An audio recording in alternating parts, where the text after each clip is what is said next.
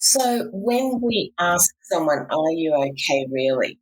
And we get that gut feeling that they're not, let's just put suicide on the table. If we're wrong, it doesn't matter. But if we're right, at least they'll have an avenue to have a chat. Because no one wants to die. People just don't know how to keep living.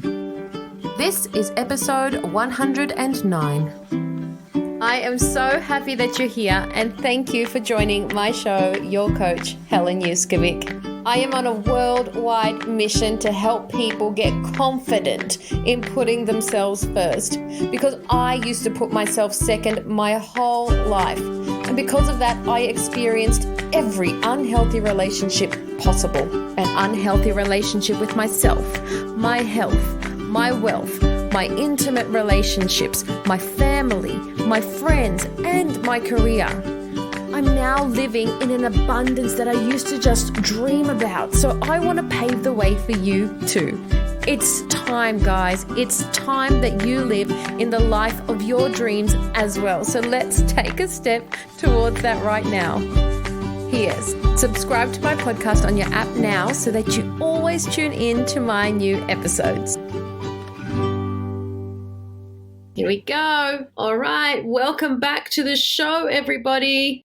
I have the beautiful Melanie here, and this is a different podcast show because I was reached out to by this program on my Instagram, and it was called Suicide Programs. And I said, hey, what's this? And then I started looking into it, and I thought, wow, this is like a really great business, all about suicide prevention, taking out all of the stigma around this really, really big topic. And I thought, why don't we get these guys on the show to gently talk about this? And voila, we have Melanie here from Suicide Programs. So thank you for coming today, firstly, Mel. Pleasure. And before we begin, can you tell us and everyone that's tuning in today a little bit about you, your journey, this business called Suicide Programs, and how you got here and how it got here? Okay, originally South African, in case you hadn't picked the accent.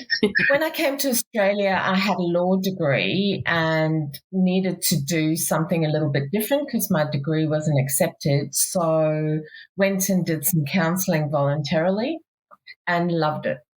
And have worked in the last 25, 30 years in mental health, suicide prevention sort of space, both as a therapist, program developer, manager of programs, and a trainer. And then in about 2017, Sandy and I got together and went, you know what, we can do this differently. We can just bring it down to let's have a conversation. So many people have been touched now. Let's try and reduce the stigma and let's just try and get the message out there as best as we can. So started in 2017, just in time for COVID. Spent a year developing our first program, consulted really widely, and launched in 2018. And now we're national. So, yeah. It sounds like it was born at the perfect time because the world went through this crazy pandemic right then.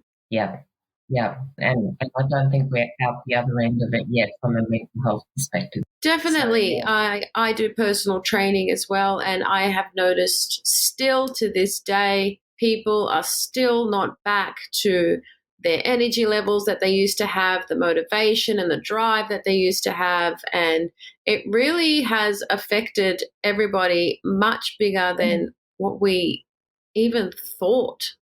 Absolutely. Yeah. And before we go on, you said that you had a uni degree that wasn't recognized here. What was that? I did law in South Africa. And of course, I came out just after apartheid was disassembled and my degree wasn't recognized. It was like, there's no way in hell I'm going back and doing another 5 years of that.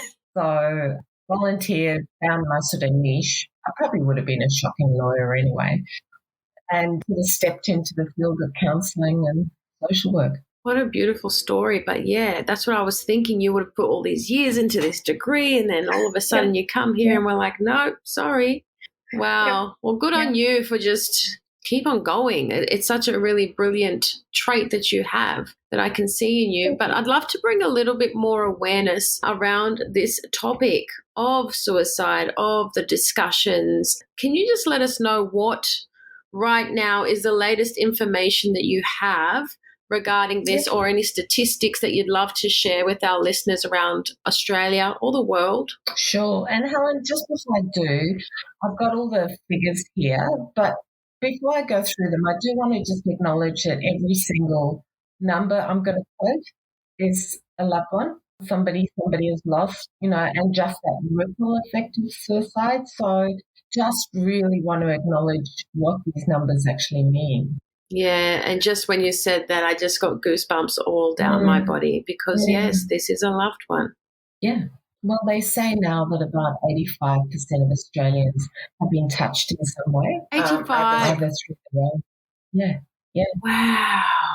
Either their own journey or the journey of someone they love. So if we have a look at the actual numbers, I can only quote from 2020.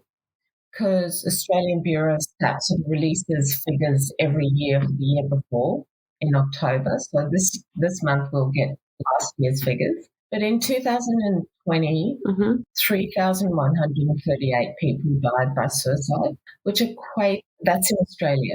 It equates to about 8 people a day. Yeah. Wow. Sorry, my jaw has dropped, guys. Yeah. I can't believe this number. Yeah. And about 75% of those are male, 24 to 25% being female. But on that, I do want to acknowledge that females are hospitalised for self-harm or suicidal behaviour at almost 2 to 3 times the rate that men are. It's just, I think, women will reach out for help a little bit easier, and men use a lot more immediate means. So those are kind of where we're sitting at the moment. All the data that, sorry? I was just about to say, why do you think that's the case with men? Be strong, be brave, heal, close the door, show your emotions, close the door. Old school. Yeah, I think that's a lot of it. And sometimes that therapy, that talk fest, it doesn't work for men either, going to therapy and stuff. So it's okay. Did you want some more figures? Or yes, give us all the figures. I think it's really good for us and the listeners to hear because just like you saw my mouth drop, I don't think we are aware enough of this whole thing. Maybe that's the only great thing that's come out of COVID is just an awareness of people's mental health, the impact of isolation, our whole environment, what it does for us, finally being recognised that people need support. What else can I share? Oops, I've just dropped an AirPod on this. Quick fun fact, guys, when we were getting onto the show, we were having feedback issues with the AirPods and then one just fell out of her ear. But she's back. She is back. We are, as a country, the 13th highest rate of suicide.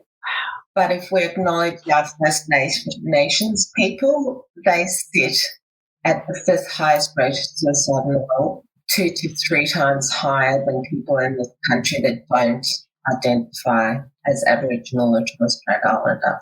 It's a really significant impact in that part of our country. Wow. Suicide is the leading cause of death for young people between the age of 15 and 24. Between the age of and what the was it? highest, 15 and 24. Oh, 15. Wow. This is heartbreaking to hear because at 15, they're just a child.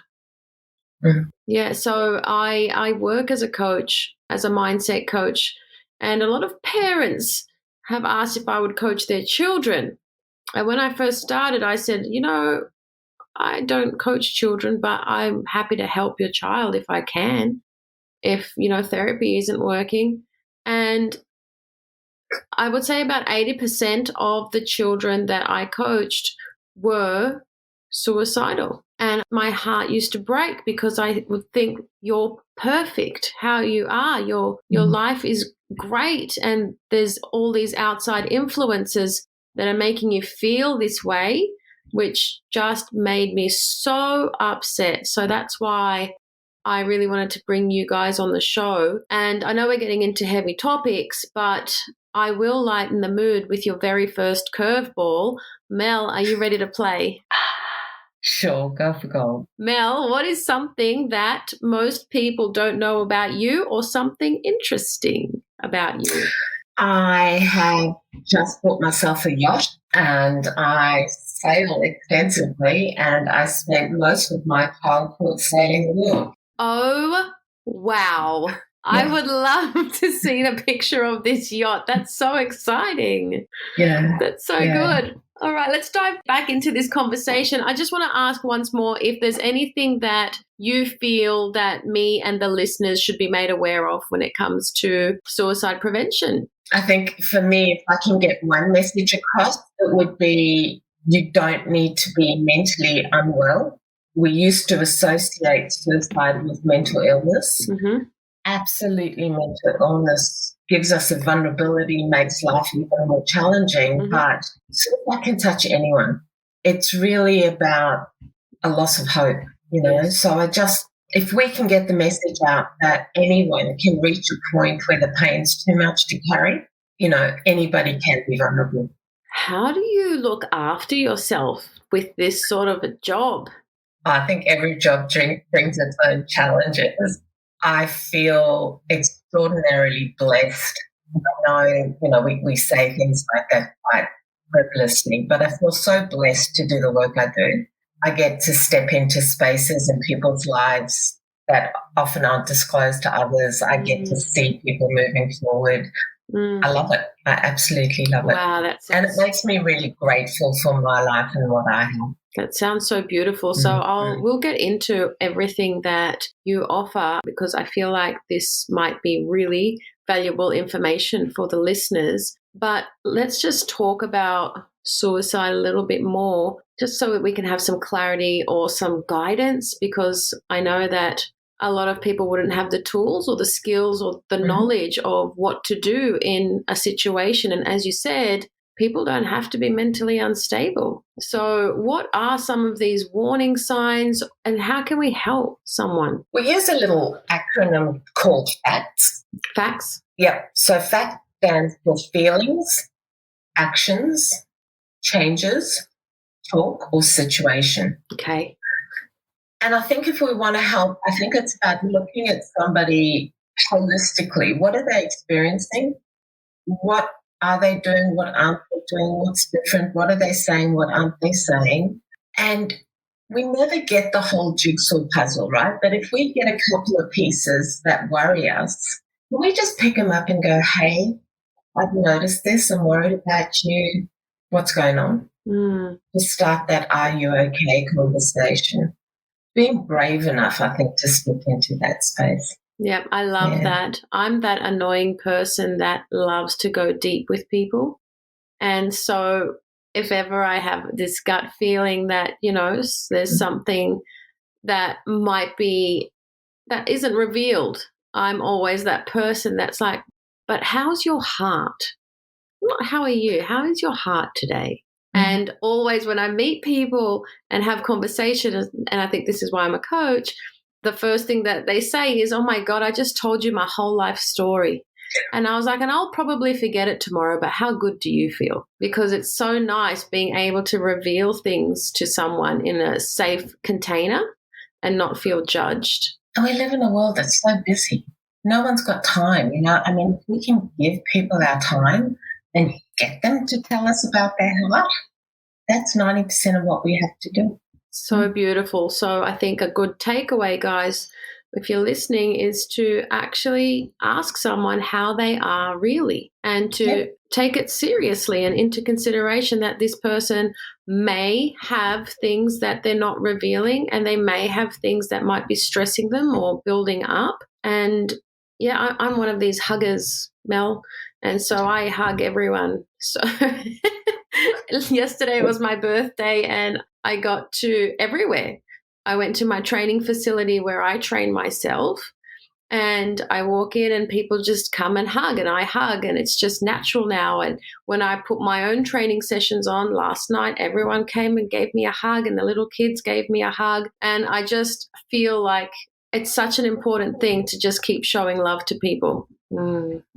Just that connection, that human connection. Yeah. Mel, it's time for your second curveball. Are you ready to play? I think so. What is your favorite form of self-care? Sailing.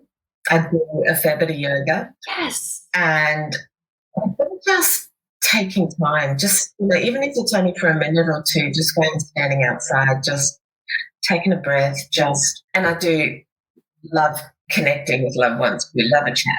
So that's so beautiful. Wow. I would love to see how you sail. You sound like a professional. Mel, is there anything else that you'd love to share? Anything else that you'd love to offer the listeners? Anything that suicide programs is affiliated with or working towards at the current moment? Sure. Can I just go back to one thing, what to look for, if you don't mind? Yes, please. I think if we again have a look at the statistics, they say 65,000 Australians a year think about or feel suicidal. Wow. So when we ask someone, are you okay really? And we get that gut feeling that they're not, let's just put suicide on the table. If we're wrong, it doesn't matter. But if we're right, at least they'll have an avenue to have a chat. Wow. Because no one wants to die. People just don't know how to keep living. That, I think, was the most beautiful quote I've heard. No one wants to die, yes. But they don't know how to keep living. It breaks my heart, Mel, this conversation. It breaks my heart. But I'm so glad there's places like yours that are available. How can people get involved with you? We've got a website, suicideprograms.com.au. We're based in Brisbane, but we're national.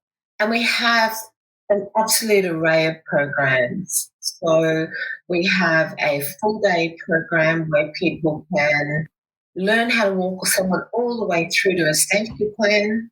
We give you skills as well to how to sort of stay grounded and have the conversation. We have suicide awareness programs. We have accidental counsellor programs, grief programs, anything in the space that provides us with the tools to be the best we can for others. Wow. So hop onto the website and check it out. I'll put everything in the show notes, guys. I'll put the link to the website, and maybe, Mel, you could suggest 2 or 3 of the programs that I could also put in the show link and the show notes of today's episode for people to click on. I feel like I wanted to do a couple of those that you mentioned just then, and so I'll definitely have a look. And before we go, is there anything else that you would love to share? I just think it's amazing that you are having someone like us on your show and just willing to destigmatize us and get the message out. So thank you. You're so welcome. After I do one of the programs, maybe I'll bring you back and maybe we can do something else. Sounds awesome. Before you go, there's one more last curveball. Mel, are you ready to play? Yep. I love having fun, Mel. So your last curveball is, how do you yourself, Mel, move from a negative mindset to a positive mindset? What are the things that you do? That's a good one. I am a mindset coach, so I love everything mindset, and I love to see how people do it themselves. Okay. I think for me, I try to avoid that kind of concept of toxic positivity. I think if I'm feeling bad, I try and figure out why and then allow that to move me forward.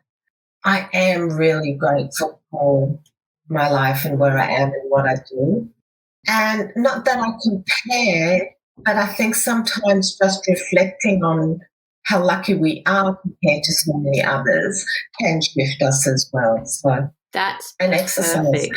Yes. So that is one of the techniques that I always offer everybody, gratitude and getting back to gratitude. And I find that the biggest responders of moving from negative to positive when it comes to gratitude are all of my adolescent coaching clients. They love gratitude and they respond so well to it. So, Absolutely. yeah, it's one of my favorite ones too. But thank you so much for your time today. I won't keep you on too long, but maybe I'll get you guys back after I do one of these programs. And I will definitely put all of the show links of suicide programs on the show notes, guys, so that you can have them. And keep an eye out on Instagram because we'll have all of your posts and all of your links there as well. If you want to reach out to them, I'm sure that they will be more than happy to answer anything that you have. Totally.